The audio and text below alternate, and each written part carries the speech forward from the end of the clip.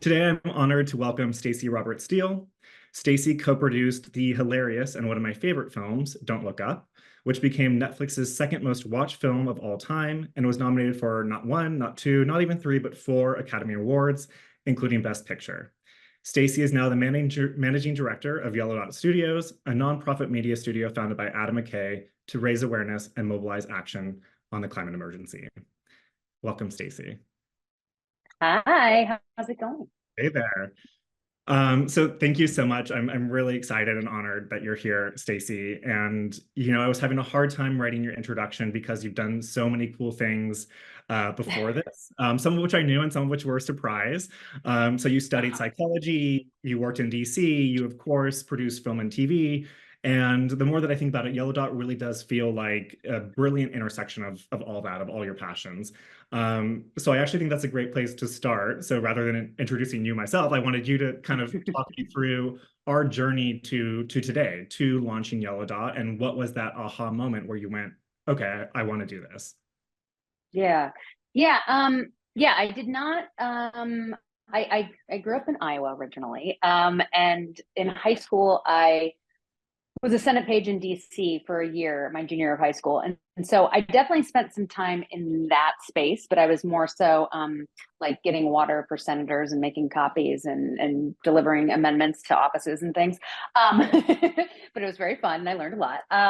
But most of the kids that I was pages with wanted to be president. And I was kind of just like, oh, I just want an excuse to get out of Iowa. So like that was my intention of doing that. But I soon after that, that was when I got more into entertainment and acting and things like that. And ended up going to college at Vassar, studied psychology and theater, which is just two different sides of the same coin of the brain.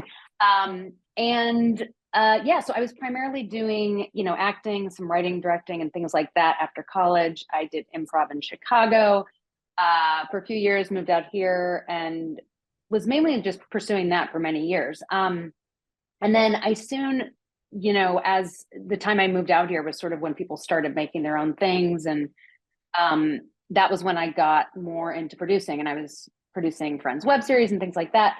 And then I soon started working with Adam, and right when he started Hyper Object Industries, which is his film and TV company. And that was kind of the beginning of my producing world. I worked on many of his projects throughout the years. And the most recent was obviously Don't Look Up. And that was sort of my shift into climate. I had just read David Walswell's book, Uninhabitable Earth, right before we started filming that movie. And and I think like during Don't Look Up, because there was so much talk about climate, we had a lot of scientists that were our consultants on the film about the comet and space, but a lot of them were just really involved in climate as well. So we just got to talking about that. And that was sort of like the shift a little bit of just caring more about climate, understanding the urgency of it and things like that. So towards the end, or actually when we were marketing Don't Look Up and kind of doing the whole press tour, that was when the idea came up, because we were like putting together these shorter videos around the film. And we were like, wait, we should be putting together, shorts around climate, because every time we think of an idea around climate, the world would change. Like this happened with Don't Look Up a lot. As Adam wrote it in 2019, right before COVID. And suddenly when COVID happened, everyone thought the script was about COVID, And so it's like you had to change it and had to make it that much crazier and all that sort of stuff. So anyway, so that was kind of my shift into all of it. And then, it was one day Adam had an idea for a parody Chevron ad. And he texted me the voiceover for it. And I was like, great, can I run with this? And I got an editor, and they pulled together a bunch of fun shots that were very much that Chevron style of a typical commercial. We released it on Twitter, and it got 5 million views overnight. We were like, oh, okay, let's start a company. So that was the beginning of Yellow Dot. And I love what you said very quickly, psychology and theater, kind of this, two sides of the same coin. And I think that's so brilliant. And I think about that a lot, where trying to connect the dots between social science and entertainment, at first it seems very far apart. And then suddenly you're like, oh, we actually speak, the same language in a lot of ways, character and motivation and action and all that stuff.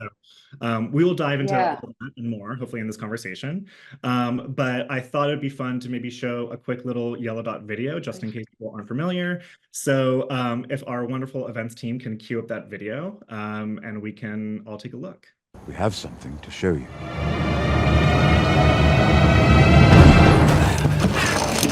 Hey, everybody! Nice to see you. I am a climate scientist, and it is my duty to report to you that the fate of all humanity lies in your hands. You must stop big oil. I bring to you evidence contained in this here chart created by the House of ExxonMobil in a dark time known as the 70s.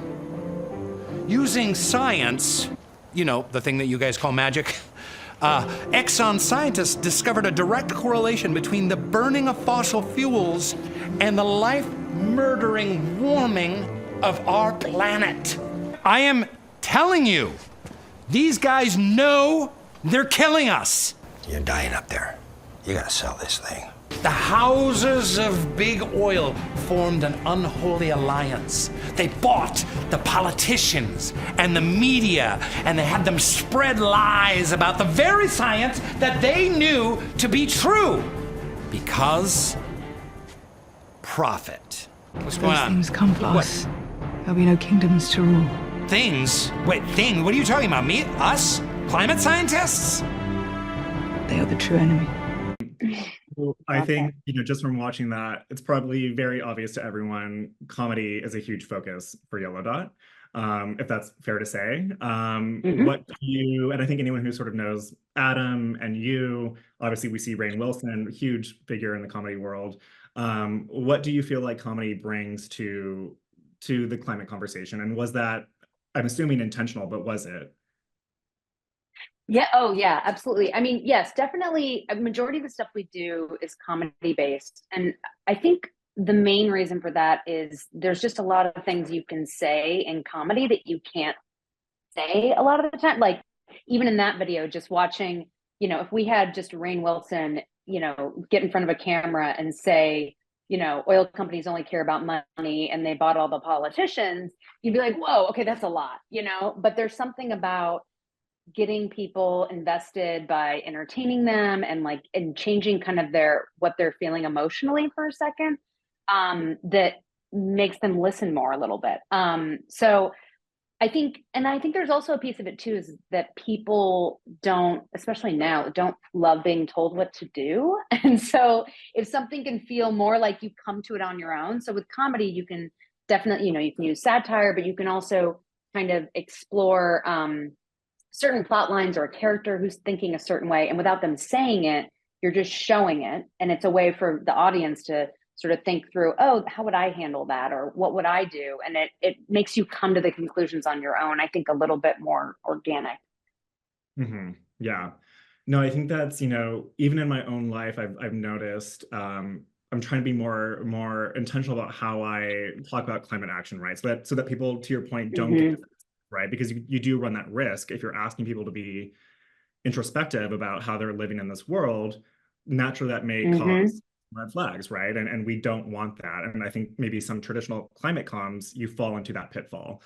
So I really love this approach, because I think comedy allows you to people can kind of take down that guard a little bit, and it allows the social systems to almost kind of actually really talk about it. And maybe you can laugh about it and then say, oh yeah, I've never thought, actually, I should maybe, think about big oil that way, or I should change the way that I'm eating or driving or what have you. So I totally agree. Right, exactly. I mean, and it's also, I think it's bringing ideas into people's homes that maybe they aren't seeing or thinking about all the time. I mean, like even just when you look at television now, it's like living in LA, we've had electric cars like all over the road, right? For like the last decade or two even. And like, so you see them a lot, whereas like just putting them on TV and not even talking about it, just seeing it, I think that shifts something for people who maybe are like, we don't have electric cars yet, or like solar isn't something that's predominant in my neighborhood, but now I see it on someone's house, of like, and especially if you see it on a character that you like, or that you can relate to and things like that. It just kind of helps, I think, bridge the gap for people a little quicker.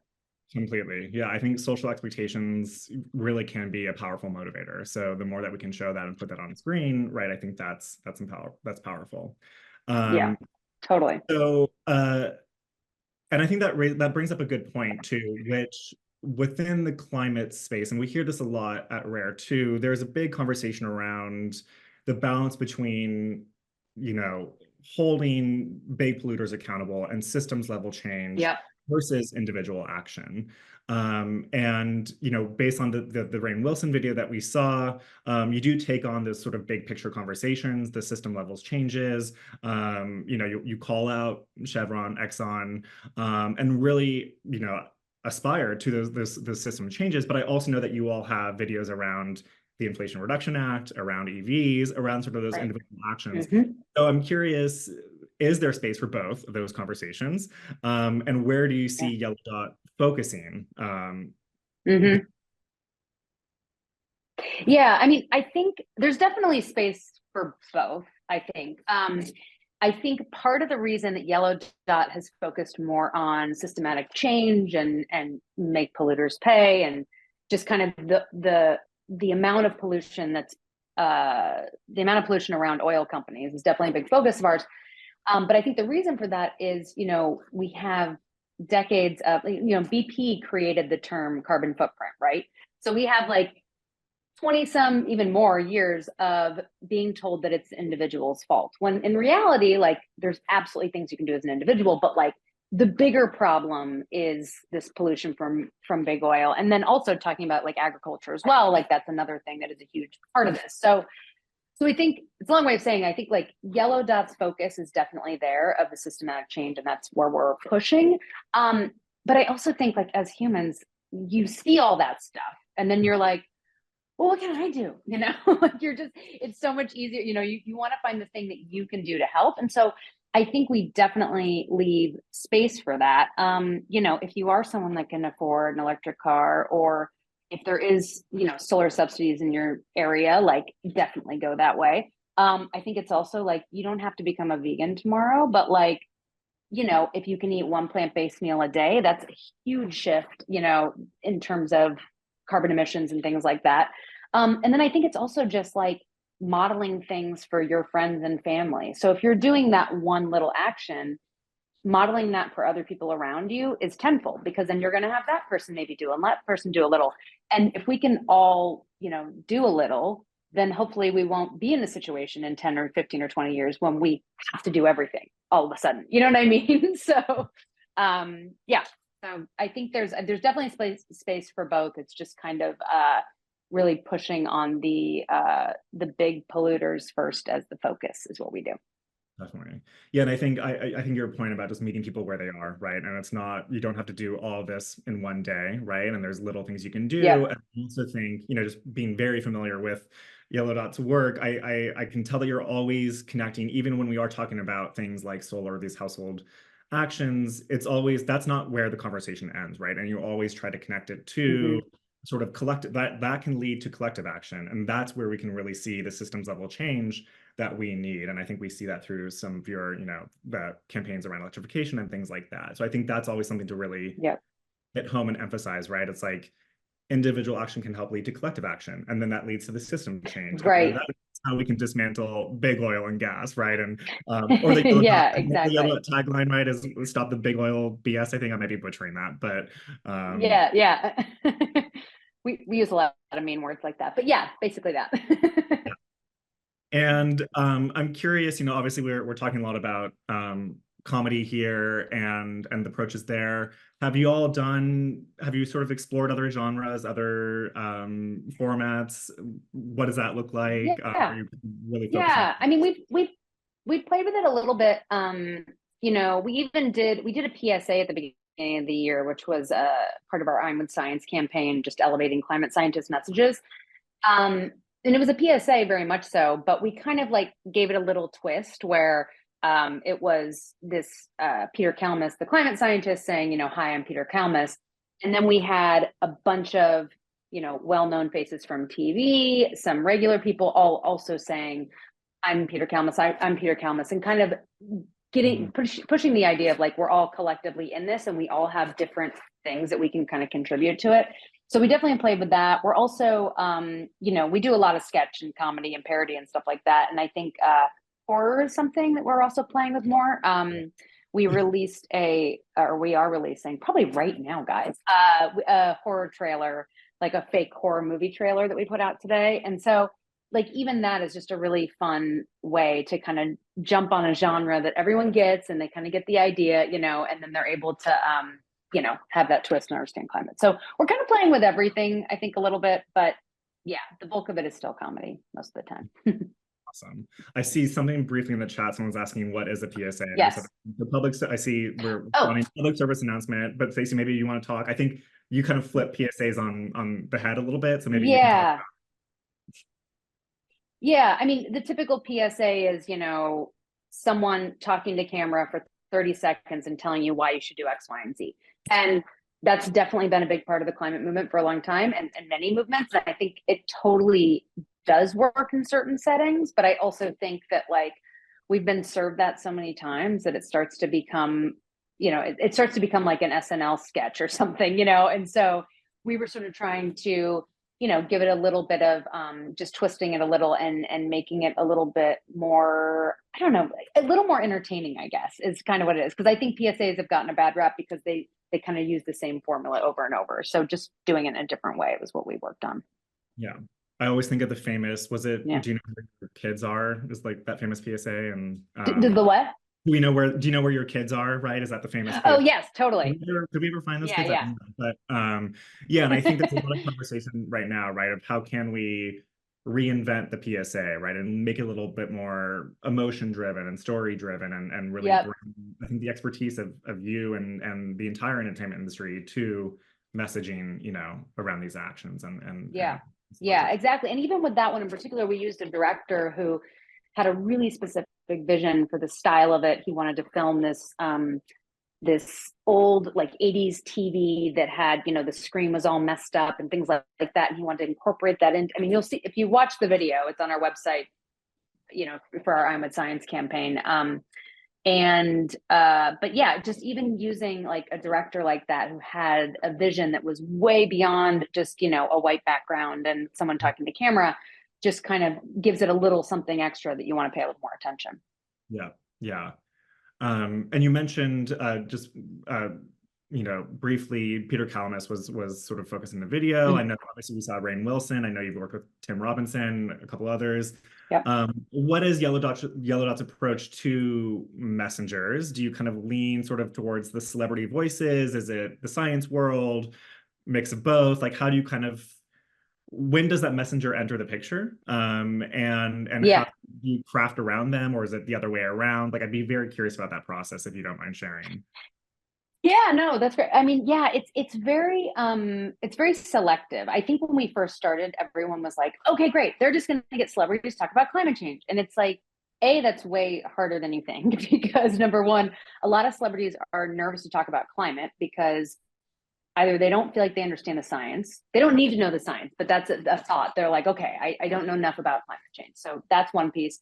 Also, I think sometimes they are concerned about getting too political. Even though climate isn't a political issue, it still is something where you're taking a stance. And I think that can, you know, make people nervous. And so usually when we get a script, we look at it as, okay, is this something that will be elevated by a person of note being in front of the camera? Because like right now there's something we're working on, for example, for the election, just encouraging people to vote in the fall. And that one in particular, we're most likely not going to get a celebrity because we think it'll actually take away from the message a little, like, and so there's something behind that. But, you know, with the piece we just saw at the top, the Rainn Wilson video, you know, that was something that we knew we had to have someone well-known in it because we were also using all the shots from Game of Thrones. Those people are well-known. So we wanted to make it like a real like celebrity big push.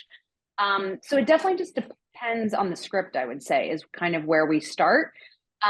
Occasionally, though, if we have someone who is passionate about climate, a person of note, you know, that you would recognize from TV, and they come to us and they say, we want to do something, then we write things very specific for them because we know they're going to be in it. So that happens too.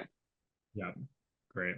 Yeah, and I think that, you know, so there's a ton going on and a ton that you do, right? And it sounds just from what you're saying that beyond your own content there, you really have Yellow Dot has sort of a footprint like within the entertainment industry broadly. And I know that you kind of partner with others in the space. So I'm wondering if you can kind of, talk about what does that work look like how you partner with others in the entertainment industry. And also just, what sort of excites you about sort of this moment, seeing the industry kind of start to address climate change. And which obviously Don't Look Up really helped pave the way in a lot of ways. And is there anywhere where you sort of see some gaps that maybe we can kind of help fill and what are progress that needs to be made? Yeah. Well, I mean, in terms of working with people in the industry, it's very much been, people that we already know that are passionate about climate. I mean, that's pretty obvious, I guess, but it's like, if we're looking at our group, our writers that we work with, and it's like, even just reaching out to them and saying, where are you on the climate scale? Like, do you think, like, are you at a 9? Like many of us are that are working this every day? Or are you someone who thinks it's 100 years away? And that's usually a pretty good question to start with, to see, okay, is this someone that, we know is on the same page? And so, yeah, a lot of the writers we found are already a little passionate about the subject, already excited about the subject. Same with, everyone down to editors and crew and things like that. We found a good team of people who are just wanting to do, we are a nonprofit, so they're wanting to do this for the cause, but they also are passionate about the material and the script and things like that. So, so that's kind of how we go about getting people. And then in terms of the trends, I mean, I will say we launched Yellow Dot in May of last year. And even in the last year, I just noticed it more on TV. Like I hear, whether it's more electric cars or seeing solar or like even a mention of plant-based eating or whatever, there's just like more conversation about it going on. And I even think like people that I know that it wasn't really on their radar, or like it's 7th on their list of things going on in the world, definitely have been like talking about it more. So I think that's really exciting. But in terms of progress, I mean, I still think there's so much more that we can do in terms of pushing the narrative of timeline. Because, even if you just look at weather, looking at the weather over the last year, the extreme heat, hurricanes, flooding, all this sort of stuff. That is something that can so easily be peppered into, television shows and films more. And it doesn't have to be a climate movie. If you have a character and you know that they're going to have something in their life get canceled that's going to ruin the narrative of that story, you can say, okay, school got canceled because of extreme heat. Now, so-and-so has to take care of their kids during the day, like whatever it is. But there's all these little subtle ways that I think weather can come into it more, and just kind of like showcasing a little more of the world we're living in now, opposed to maybe the world we were living in 2005, So yeah, it really is just, helping creators reflect the reality of 2024, right? And that exactly climate change, whether it's climate solutions or the consequences of it. And I love what you said, it really is important. And I think it's always good to keep this top of mind, as we're not asking the industry to turn every single film into a climate film and to have these narratives, saturate the landscape. And first and foremost, we always say, you and I say this, like it has to entertain. Entertainment is called entertainment for a reason. It has to move audiences in that way and make them laugh and make them cry. And we're not trying to get in the way of a good story here. And so your point about really sitting down with creators and understanding where they are in that journey, right? And maybe they are on that, that spectrum where Adam is and where you are, and where, I think about Scott C. Burns, who did Extrapolations. Like these are creators who very much put climate front and center, but they might be a little bit, there are creators who are earlier in that journey and are maybe at like a 2 and kind of want to understand. And so I think that's really important. Do you have any advice for someone who maybe is just starting this journey, like to kind of think through how could I get a little bit more, how could I put climate in my story, or how do I get more involved in this effort? Yeah, well, I think one piece of it is even just joining a climate group, even if it's just for a short period of time, can be helpful, because you'll start to see these stories a little bit closer. You know, like whether it's a certain type of character or a certain situation or things like that. And I think it's a really great way of like also just thinking of it as like an extra tool in your toolbox, you know, like it doesn't have to be the character's entire personality, but like there can be an element of it, you know, of them suddenly like deciding to become a vegan and then being really bad at it and then like highlighting what that is and how, you know, it's like there can be a lot of humor in that. And then I also think like I mean, like I was saying before, just kind of like twisting plots and things like that. But it's also just the simplicity of, you know, just showing it more in the world. You don't even have to talk about it. If there is like a huge rainstorm or a flood or something that happens in your script, like you don't have to mention climate, but it's like at least you're seeing, connecting that to like, okay, it doesn't normally flood this time of year in this area that this script takes place or whatever it is. I think it can be more of an asset than people are thinking of it at first. Yeah, yeah. And I think those various like sort of the other pathways that you can talk about, maybe you aren't mentioning climate, right? But there's other ways. Like I think about there's a fantastic uh show that came out called Live to 100, and it looks at sustainability with a health and wellness, you know, a kind of angle, and it shows Yep. various co-benefits of living more sustainability, but without really leaning on that, right? It talks about these other mental health and physical health and you know, Right. just happiness. Like literally, it's ultimately a series about happiness. Yeah. So I think there's so many interesting Totally. pathways to talk about that. I could keep on going Yeah. for hours on this. I know we have limited time, so I won't. I'm getting the pings to say move on, move on. Um, so Mhm. I guess maybe before we have some audience questions, but since we are Sure. just like wrapping up talking about this larger sort of moment in the industry, I'd love to do like maybe some rapid fire questions just to hear about what you're watching and listening to these days, and maybe give our audience some inspiration to go check these out. So first is whether it's about climate or not, is there a movie that has inspired you and your work in some way? Um, well, yes. I will say it's funny. Okay, I was thinking TV for some reason, but I guess movies, I would say Everything Everywhere All at Once is just Mm, one of those, generally speaking, that has inspired me because I think it was one of the first things where you were able to see everything in the kitchen sink thrown into something, and that is something we use, I think, every day because every single thing we do is climate related, right? And so we don't even with Yellow Dot have the luxury of being like, oh, we'll make this a C storyline. It's like our A storyline is always climate because that's what we're doing in our nonprofit. So sometimes it's hard to find other ways in. And I think a movie like that shows you that just when you think there are like five ways into an idea, there's actually like 50, you know, or more, you know. And so that movie in particular, I think was very much like something that I still think about to this day, even though I saw it years ago. yeah, yeah, and of course, shout out to the Daniels, who are pretty, you know, getting more and more active in the climate space, Yeah, and are appearing or appeared last year at the Hollywood Climate Summit, which is coming up next week. totally. Yeah. So kudos to them. Um, but also, you know, I know that you were thinking about maybe TV, so I would love to know also, is Well, there yeah, TV? no, I just when I of course, and this is more of a climate thing. I will say, I mean, there's lots of shows, but Hacks I recently watched just because it was on, and you know, I think they did a really good job of. I mean, there's literally a scene where she gets in a car accident in her Chevy Bolt, you know, her electric car, and like even that, you're like staring at electric car the whole time. She's talking about her car, like, and it's has nothing to do with it being electric, but that piece is there. And then they also had a little scene that was, you know, about the difference of generational opinions on climate, which I think is like just something great to talk about because it's like, you know, you have people who have lived in a world a certain way for so long that can't envision like what it's going to change that quickly, and then you have young people who are like, no, look how much the world has changed in the last 20 years I've been alive, you know. So yeah, so that's another favorite, and it's funny. Yeah, great. Yeah, I love that the whole season I think has been great and sort of peppered with those moments as well. And Yeah. maybe if we have time at the end, I'd love to dive into that sort of like intergenerational point because I think that's really key, and Mm, hear your opinion on that.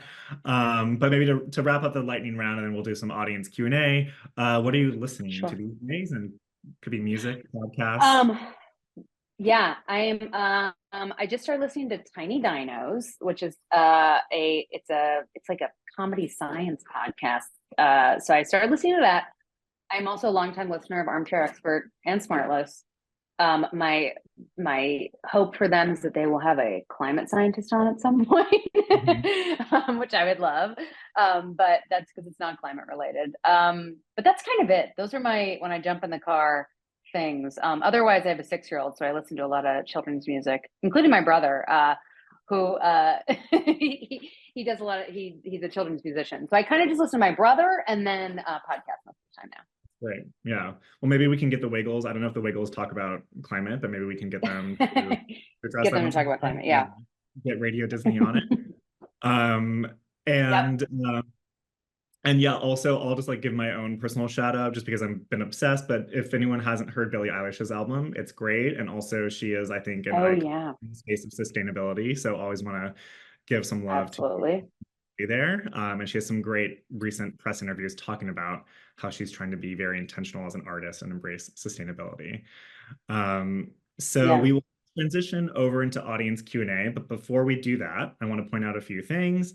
So first, Yellow Dot has a live show on July 8th called Let's Not Die at Dynasty Typewriter here in Los Angeles, but it will also be streamed live online, and we will drop a link to that in the chat. Is there anything you want to add about that, Staci? No, just that it's going to be awesome. It's July 8th. We're also doing it every month at Dynasty Typewriter, and we're going to live stream every show. And I don't think tickets are on sale today. I think they go on sale tomorrow. But if you go to the Dynasty Typewriter website, it'll be up there soon. So awesome. Yeah, so if anyone's in LA, come say hi. We will be there. Rare will be there. For some shameless self-promotion, I apologize. Rare's Entertainment Lab just today released a new research report on the long-running political drama Madam Secretary. There's an incredible episode called The New Normal, which very much tackles the consequences of climate change, as well as themes around climate policy and climate justice. So we will also share a link to that. It's hopefully an exciting read for anyone curious about how entertainment can inspire policy support, and climate justice, since Staci and I are talking about these things. So we will share that there. And then finally, follow Yellow Dot and Rare on social media, and be sure not to miss the future Rare conversation. The next one will be July 30th. What's the recipe for a healthy climate? Featuring Annie Ryu, CEO of Jack and Annie's at the Jackfruit Company. And we'll also share that as well. And I apologize if I butchered that last name. Okay, so we will transition over to some audience Q&A. So I think one that we have here is, what would you, so when you think about, as you're creating these videos, and maybe this is a two-part question, what is sort of the audience for Yellow Dot broadly? And then how do you sort of think about audience, for individual pieces of content? Like, is it sort of bespoke to each, or do you work with a partner on that? Like, what is that approach? So I guess two-part is like Yellow Dot broadly, and then, for these specific videos. Yeah. I mean, Yellow Dot broadly, I would say we definitely span young to old. So it's kind of, I mean, if you get real broad, it's everyone on the planet, because we're all going to be affected by climate change. But I think in terms of awareness on climate, we're kind of looking at that movable middle. We're not really trying to convince people that don't believe climate change is happening. We're also, I think the biggest thing is, as I mentioned, like speeding up that sense of urgency. So it's kind of like people who maybe think it's further away and trying to, highlight some of these weather events and just changes and legislations passing and things like that. Vermont just passed the first state to pass a law that holds oil companies accountable for all the damage from climate change, which is really interesting. And I think New York has the next one up, and California has a bunch of things in relation. So we're definitely trying to kind of move that middle. But in terms of individual pieces, then it gets a little bit more granular in terms of, we know if we have a certain celebrity as the face of it, we kind of know who knows who they are and who doesn't. There's certain people that we'll talk about in the room of when we're pitching ideas, and our younger people in our room are like, I don't know who that is, and we're like, oh, okay, wait. So for this video in particular, we probably should have someone that your generation would know, and things like that.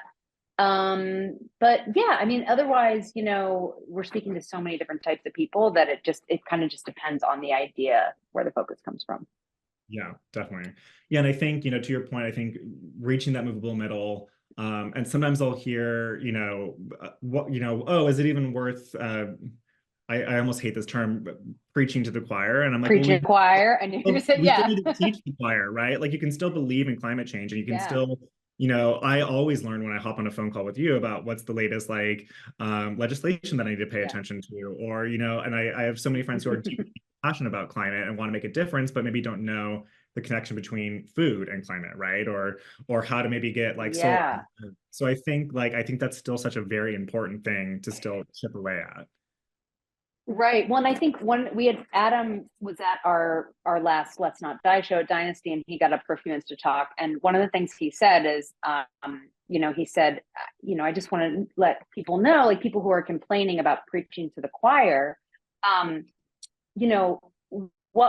he swears, so I'm going to have to say a different word, but what kind of moron minister is telling the choir not to sing, because the idea is like the choir is there to elevate these messages. So like part of the reason you preach to the choir is so that they keep fighting for what we need. And so I do think preaching to the choir is a piece of all of this, even though, we're trying to move lots of groups, but that definitely is an asset.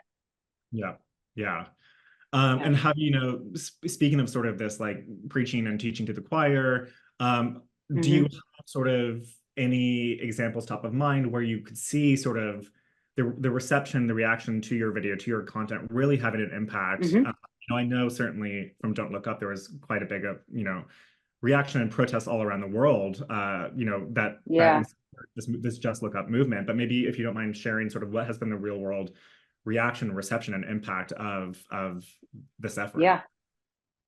Yeah, totally. I mean, one of the things I think you're speaking of was there was a Just Look Up protest march with I think it was 40,000 people in France, and that was we had nothing to do with it. It was just one day we got a text from someone with a picture. We were like, oh my gosh, that's amazing. So yeah, stuff like that is great. And then I think our biggest thing is when we have, because obviously we look at numbers of how many times a video is being liked and shared and all that stuff, and that's definitely important to us. But I think a bigger, more anecdotal piece is when we have a celebrity who's never posted about climate sharing one of our videos or commenting on one of our videos or even just being in one of our videos. Because for us, I think the more that we can shift these voices that are out there, and get them to start talking about it or, being a part of it more, that's a bigger victory for us than having 1 million views on a video, Yeah, definitely. I didn't realize that about the 40,000 people for that Just Look Up part of that's incredible. What an awesome legacy to have from that film. Talking about reaction, have you gotten any flack from maybe obviously we all know big oil and gas has quite substantial influence. Have you gotten any flack from that? Have you sort of seen rumblings? I mean, or do you kind of just throw caution to the wind and say we have to do this? No, I mean, we haven't yet. I mean, I don't know if I'll say that forever. I'm sure that they are weighing the pros and cons of highlighting anything we do. You know what I mean? I think for them, the worse it gets, that they don't want to call attention to it, I think. So that no, they haven't reached out that much. But we're putting up some billboards around all the weather going on in the South, and directly relating it to big oil being the cause of it. And so we're putting these up, but we definitely have had a couple of billboard companies that have nixed the image, which I think is interesting. And we're not even calling out specific oil companies, just the industry itself. So we've had things like that. But yeah, nothing yet, which is good, I guess. Yeah. And then maybe to your point, maybe it's a little, that push and pull. I mean, maybe by bringing attention to it, maybe they're calling themselves out too. Maybe that's keeping them from sort of raising the alarms. So I never thought about that. That's very, very fascinating. Totally. And you did mention, and I guess actually we didn't really cover this initially, but hopefully it came through that a lot of the work that Yellow does is digital. We'll go up on YouTube. What are, and I know that you also have Cobalt Energy, which I'll let you describe because I think it's brilliant and was a TikTok series. Can you talk about that digital strategy and maybe the pros and cons versus sort of more traditional, the traditional Hollywood pipeline? And then I know you also Yeah. are having your live comedy shows now. And so what sort of excites you about maybe the live experience? Yeah. So we are a everything we do we release online. So because it's all short form climate media. And so yeah, I mean, Cobalt Energy was a project we put out last year, and it's a TikTok series that was basically a bunch of short episodes. All the episodes are like 2, 3, 4 minutes, but it's a office comedy about an oil family. So it basically follows this smaller oil company that's not as good as the big ones, and so they're trying their hardest. And we're able to highlight like all the bad things they do, the dumb things they do, and really have that conversation. And so I think part of the thing about a digital strategy is that, we definitely know things that are going to work on certain platforms better than others. And so kind of where we are primarily doing most of our push of releasing varies depending on that. Wait, what was the last thing you asked?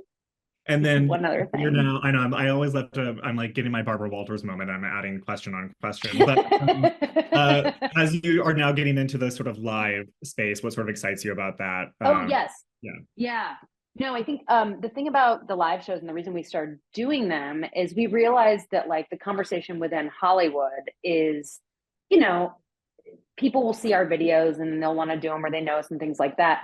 But we were like, we need to start having a show that is really centered on people coming to a place and kind of educating the Hollywood community a little bit more. So like the people that are doing our shows aren't necessarily people that have like spoken out on climate all the time, but they're coming to the shows to like kind of, or be in the shows to do some stand-up comedy that might not even be around climate, but to kind of be a part of the whole message. And that's been really fun because we've been able to have many more conversations directly, I think, with talent around what's going on in the climate crisis that like you can't sometimes do as quickly when you're making a video because it's like you're reading a script, you're not meeting them until the day up and like stuff like that. So the live shows definitely helped us kind of expand who we're going to be working with and things like that. Yeah, that's great. Yeah, I'm very excited to see Yeah. sort of the July 8th show, but also to see really how that kind of grows into this tour. Yeah, So totally. we have 2 great questions that just came in. So you're from Iowa, and Hollywood really needs the Middle America perspective. How do you bring your Iowa roots into your work? And maybe how do we ensure that we are inviting all audiences, regardless of where they live, into this conversation? Yeah. Well, not only am I from Iowa, but I was raised by 2 Republicans. So I definitely, and not only that, my parents were also both politicians, especially my dad. So I spent a lot of my childhood like sitting under the table doing art while like the senator of Iowa was speaking for 3 hours, So like and just meaning that like, so a lot of the conversation I'm definitely aware of like kind of what's happening there. But I actually think like there's a lot more similarities than we give credit for, I guess. I mean, like, because a lot of the climate crisis is affecting people in the Midwest and the South. I mean, obviously coastal cities as well, but like, I think just even being from there and being able to like think about like farmers and understand like that career and and that sort of thing has definitely been a benefit. And then Adam always says, my positive Midwestern attitude is also very helpful when you're talking about the end of the world. Yeah. And I think, you're so right in that there's so many shared values. And I think if we just are able to work on how we frame this, right? And we can say, talk to someone who maybe can approach climate through the lens of faith, right? And you can then talk about stewardship, sort of role to take care of the land. Or you mentioned the farmers, and we need to ensure job security, and that can also relate to ensuring that we have a food system that is equitable and that we can continue to grow crops. And so I think there's all these different frameworks that we can bring into this conversation that invite these audiences that maybe aren't necessarily our neighbors or our immediate family or friends, but we can ensure that we are talking about these different frameworks that are ultimately shared values. Exactly. Because at the end of the day, we all do have the same goal, which is, to keep planet in a sustainable way and running the way it is. Nobody wants to live in this post-apocalyptic world that we talk about, right? So it's like, it's kind of just finding those paths that we can find that are somewhere on the way there. Yeah, that's so right. We want to be healthy, we want to be happy, we want to take care of our loved ones, we want to take care of our families. And so I Yep. think we can find that common ground, totally. Yeah. This is also a great question. How do you address the challenge of making abstract statistics about climate change more concrete and understandable for viewers? My brain automatically goes to the Tim Robinson piece, but maybe if you can share some, Yeah. how does Yellow Dot see this on paper and then translate it into something that's just digestible, entertaining, Yeah. fun? Yeah, I mean, you know, the Tim Robinson piece is a good example because that's one where we basically have comedian Tim Robinson meeting with a climate scientist, and it's kind of like a little bit of a parody of Queer Eye, where, you know, the climate scientist is taking certain facets of his life and telling him these crazy facts, like what happens after we get to 1.5C, and just Tim not being able to understand any of it and breaking it down to like, that's messed up. Like that's his, you know, like that's the only thing he can say from it. And so we definitely did a lot of it with that. I think also like there's, you know, there's a lot of, I don't know. I think it's like relating to, if you take, like, you don't have to understand the science, but you can understand the feeling behind it, right? So like if you are talking about 1.5C, it's like, okay, understanding that when we hit 1.5, or if we go beyond that for an extended period of time, it's like these weather rhythms that are going to be happening over and over and over. Like everyone understands weather. And I always say, it's like, it's so ironic that weather used to be the thing you talked about that was small talk. And now it is like the thing that is, it's just way more big talk. What's more important.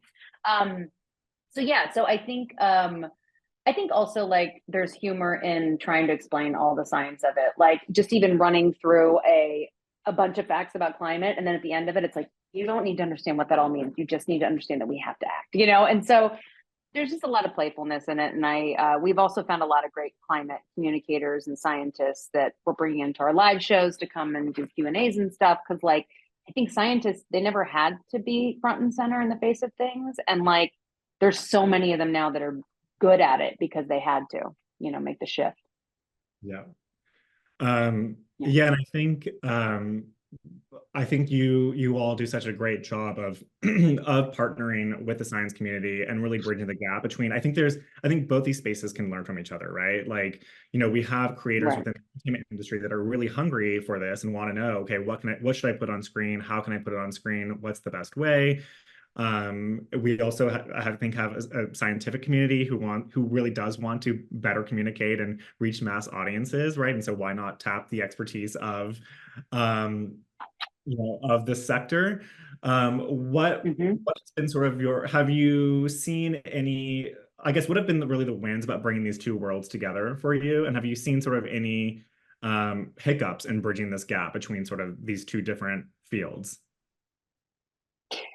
Yeah, I think the win of it all is just how, I don't know, it's like it's really interesting seeing how similar the entertainment industry and the science industry are in some ways. It's like you take this idea and then it's like, okay, how am I going to make this interesting for the public is what we do, like with entertainment. You take a script and you're like, how am I going to make this like really sing and get my ideas across? And then you look at the science community, it's like, okay, we have all these facts. How are we going to break this down in a succinct way so that we have everything to present? So it's like, even on a basic level, it's just, you know, there's just a lot of similarity in terms of, and a goal of getting information out there, I guess. And then, but in terms of like, I don't know, it's funny. Like, I definitely think the hardest thing has been, there's just so many different types of scientists and different, obviously in every industry, there's different types of people, but it's like, but I guess the thing is like, kind of meeting so many of them all at the same time. Like we launched last May and it was like, I think the first 3 months we just like met with scientists every day. And I remember we had a new coordinator who was like our newer employee who jumped on like the first Zoom her first day. And the guy started and he goes, okay, so we all know that we're on the path to human extinction by the end of the century. So what are we going to do to fix it? And she was just like, we are, you know? And so like, even that was just like very jarring to be like, okay, wait, they talk about things very directly and we need to kind of like break that all down. But overall, I think it's been a really good experience and just very fun to kind of blend the two worlds. Yeah. And I think that's exactly why we need comedy, what you just said, right? Because I remember when I was first really getting this space too, right? And I was just the climate anxiety had gotten to a point where I didn't even want to leave my house, right? Because it's like everything I do Right.